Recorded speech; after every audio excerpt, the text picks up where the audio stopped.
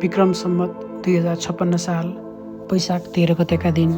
काठमाडौँको शिक्षण अस्पतालमा नेपाल कम्युनिस्ट पार्टी नेकपा एमालेका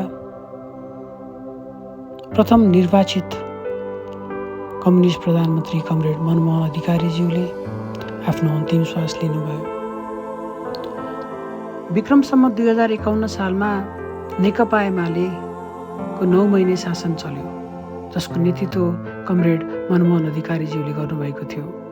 जसमा आफ्नो गाउँ आफै बनाऊ जस्ता अभियानहरू चलेका थिए भने एकल महिला र वृद्ध भत्ताको वितरण सुरु गरिएको थियो। जनताको मनमनमा रहनुभएका यस्ता प्रिय कमरेड मनमोहन अधिकारीको आज स्मृति दिवसको बारेमा केही कुराहरू सुनौँ, मनन गरौँ। सम्पूर्ण कमरेडहरूमा न्यानो अभिवादन। नेपालको कम्युनिस्ट आन्दोलनमा बिर्सन नसकिने एउटा यस्तो पात्र, एक त्यस्तो योद्धा, त्यस्तो धरोहर जो निर्भीक भएर आफ्नो जीवनकालमा अनेकौं कष्ट र भोगाई यातनाहरू सहेर आएका चुनौतीहरूलाई दृढतापूर्वक सामना गर्दै आम जनता,